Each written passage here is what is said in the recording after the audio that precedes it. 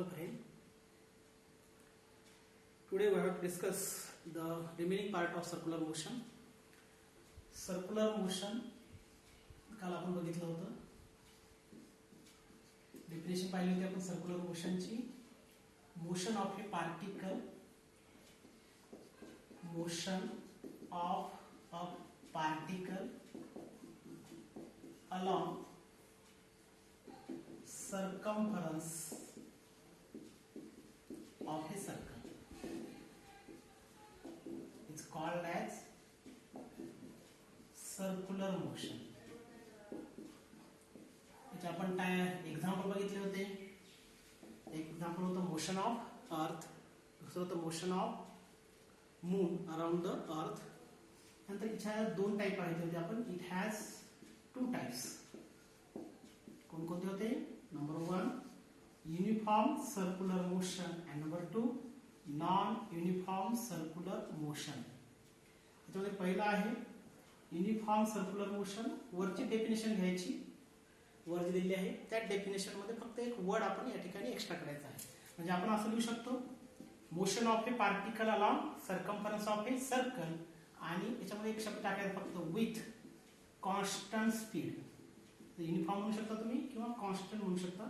Constant speed is called as uniform circular motion. काय सांगते definition? Motion of a particle along circumference of a circle with constant speed is called as uniform circular motion. आणि याचे example, वर जे example घेतलेले आपण motion of earth, motion of earth कोणाभोवती होते?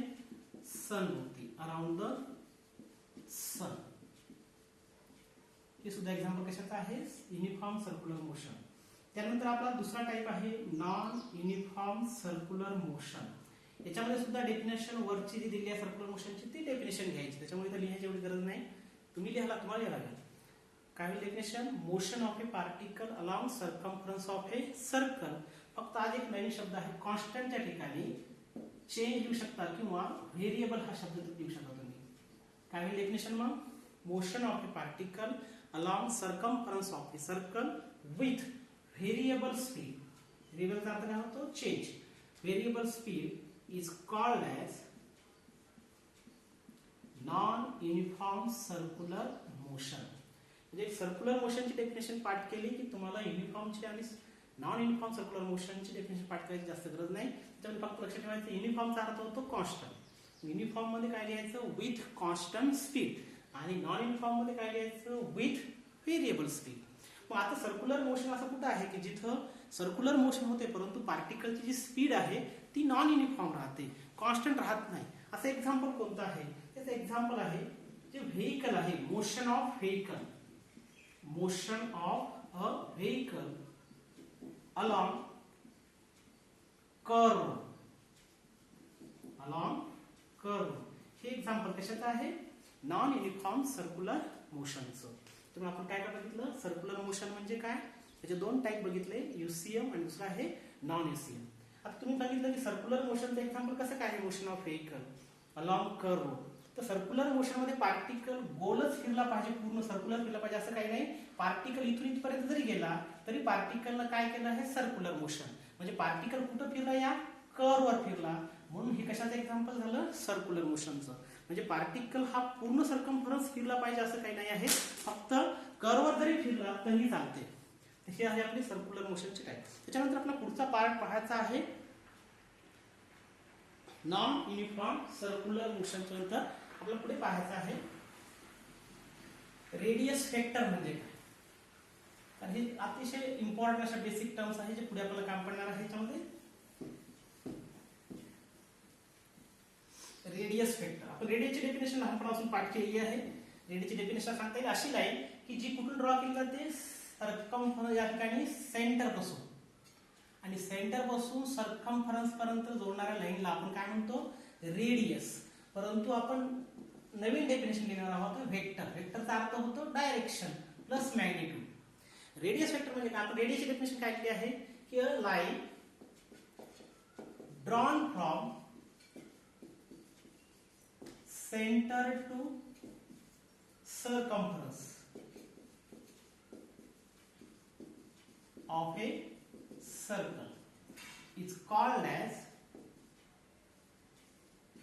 radius. ही झाली रेडियसची डेफिनेशन आपण जे आतापर्यंत पाठ केली आहे. पण इथं नवीन काय आहे, रेडियस वेक्टर. वेक्टर म्हणजे डायरेक्शन आली. आता आपण फक्त याला लाईनला काय करू, आपण थोडीशी डायरेक्शन देऊ. त्याच्यामुळे आता या लाईनला आपण लाईन न म्हणता काय म्हणू शकतो, वेक्टर. पण आता हा लाईन शब्द काढून टाकू आपण आणि इथे काय लावायचं आता, वेक्टर. आता काय डेफिनेशन पहा, a vector drawn from center to circumference of a circle is called as radius vector. Radius आपण r ने लिहित होतो, परंतु वेक्टर असल्यामुळे डायरेक्शन द्यायची म्हणजे काय होईल आपला r बार. आता याचं असाइन जर आपल्याला सांगितलं काय असेल, जे रेडियसचा असेल तेच आपलं रेडियस वेक्टरचं काय असेल, असाइन unit metre, CGS unit centimetre. आणि डायमेन्शन जर विचारलं आपल्याला, डायमेन्शन अति सोपं आहे. लेंथ डायमेन्शन घेऊन टाकायचं L1 M0 T0. त्याच्यानंतर इट इज डायरेक्टेड फ्रॉम, याची डायरेक्शन आपण पाहिली, कुठून सुरुवात झाली होती, सेंटर पासून. Directed from centre to circumference of a circle. किंवा आपण असे म्हणू शकतो, एखाद्या वेळेस पार्टिकल आहे आणि आपण सेंटर पासून पार्टिकलच्या पोझिशनवर जर आपण लाईन ड्रॉ केली तर त्याला आपण रेडियस वेक्टर म्हणू शकतो. आणि दुसरं नाव आहे पोझिशन वेक्टर, म्हणजे आपल्याला पोझिशन वेक्टर म्हणू शकतो आणि रेडियस वेक्टर. त्याच्यानंतर आपल्याला बघायचं आहे राईट हँड रूल.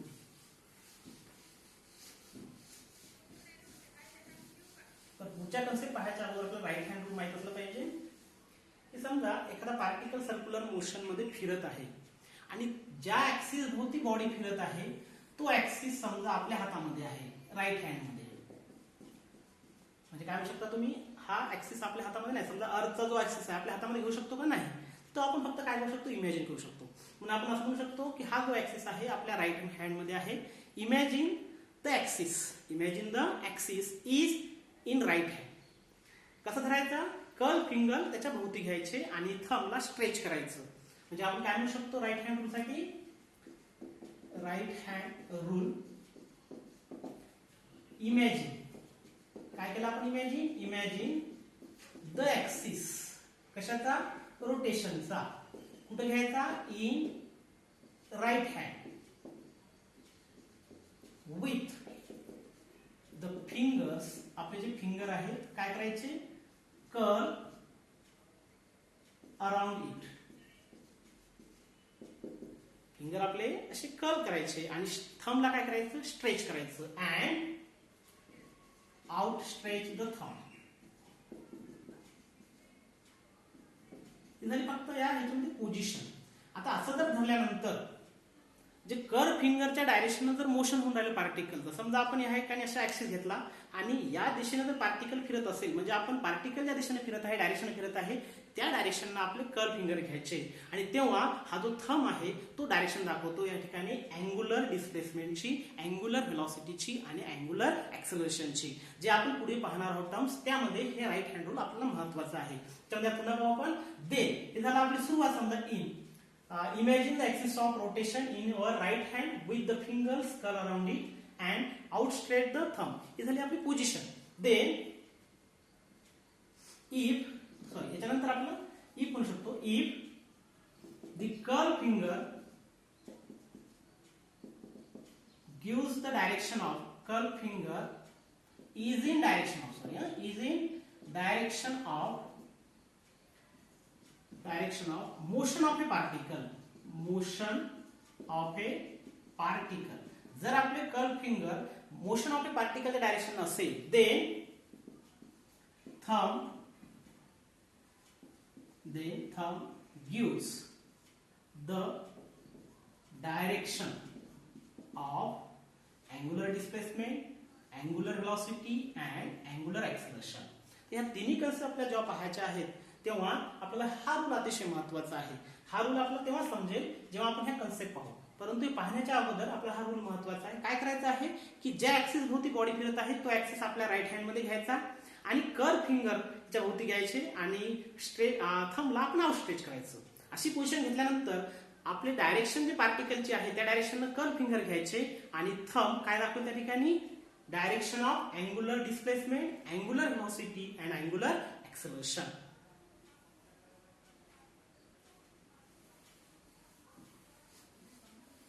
त्यानंतर आपल्याला पाहायचं आहे अँग्युलर डिस्प्लेसमेंट म्हणजे काय. बऱ्याच लोकांना ही कन्सेप्ट समजत नाही, परंतु अतिशय सोपी कन्सेप्ट आहे अँग्युलर डिस्प्लेसमेंट. आपल्याला हे माहित आहे पार्टिकल एका ठिकाणाहून दुसऱ्या ठिकाणी गेला म्हणजे पार्टिकलचं काय झालं, डिस्प्लेसमेंट. पण इथं काय, आपण समजा सरळ रेषेमध्ये आहे, लाईन मध्ये पार्टिकल फिरत आहे, स्ट्रेट लाईन मध्ये पार्टिकलचं मोशन होत असेल तर त्या डिस्प्लेसमेंटला आपण काय म्हणतो, लिनियर डिस्प्लेसमेंट. काय म्हणतो, लिनियर. परंतु इथं कुठेही अँगल तयार होत नाही आणि ज्या ठिकाणी पार्टिकलचं डिस्प्लेसमेंट होतच आहे आणि डिस्प्लेसमेंट करताना जर पार्टिकलचं डिस्प्लेसमेंट होत असताना समजा पार्टिकल इथं आहे ए या ठिकाणी, थोड्या वेळात पार्टिकल इथे पोहोचला बी या ठिकाणी, म्हणजे पार्टिकलची पोझिशन कोणती ए, दुसरी पोझिशन कोणती बी. तर इथे जेव्हा पार्टिकलचं डिस्प्लेसमेंट तेव्हा झालं तेव्हा त्यांनी सेंटरला एक अँगल तयार केला. पार्टिकल जेव्हा स्ट्रेट लाईनला फिरतो तेव्हा कुठला अँगल तयार होत नाही, परंतु पार्टिकलचं डिस्प्लेसमेंट कुठं होऊन राहिलं, सर्क्युलर मोशन मध्ये, सर्कम्फरन्सवर. तेव्हा when particle displace from one position to another position along circumference of a circle, तेव्हा इट मेक्स अन अँगल. परंतु हा अँगल कोण केला, या दोन रेडियस वेक्टरने किंवा आपण दोन पोझिशन वेक्टरने अँगल तयार केला. म्हणजे अँग्युलर डिस्प्लेसमेंट म्हटल्यानंतर आपल्याला फक्त पहिलं आठवलं पाहिजे अँगल. अँग्युलर डिस्प्लेसमेंट मध्ये काय आठवलं पाहिजे, अँगल. हा आता अँगल कोण केला, कोण ट्रेस केला, दोन रेडियस वेक्टरनं. म्हणजे आपण हे पण प्रश्न लिहून टाकू, an angle traced by radius vector. आणि रेडियस वेक्टर मग कुठं केला ते महत्वाचं, at the centre of a circle. 2-3 प्रश्न विचारायचे म्हणाला. पहा या ठिकाणी काय झालं, पार्टिकल ए या ठिकाणी होता, ए या ठिकाणाहून पार्टिकल कुठे गेला, बी या ठिकाणी. आता ए ठिकाणी असताना आपण सेंटर पासून पोझिशन पर्यंत एक रेडियस वेक्टर काढलं, त्याच्यानंतर बी ठिकाणी पोहोचल्यानंतर पुन्हा एक रेडियस वेक्टर काढले. असे दोन रेडियस वेक्टरनं इथं सेंटरला एक अँगल तयार केला, बरोबर आहे. आणि आता या अँगलला आपण काय म्हणायचं, अँग्युलर डिस्प्लेसमेंट. म्हणजे आपण हा म्हणू शकतो सुरुवातीला अन अँगल कोण केला, ट्रेस्ड बाय रेडियस वेक्टर. कुठं केला, सेंटरला, at the centre of circle. आणि केव्हा केला, ते महत्वाचं, when particle is displaced from one position to the another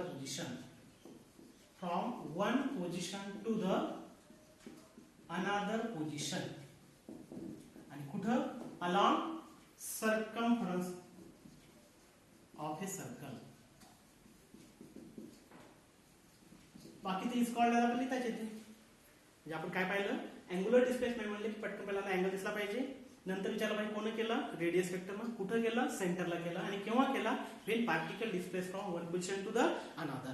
आता अँग्युलर डिस्प्लेसमेंट कशा निर्धारित करत असेल, तर सहजपणे आपल्या लक्षात येते, it is noted by theta.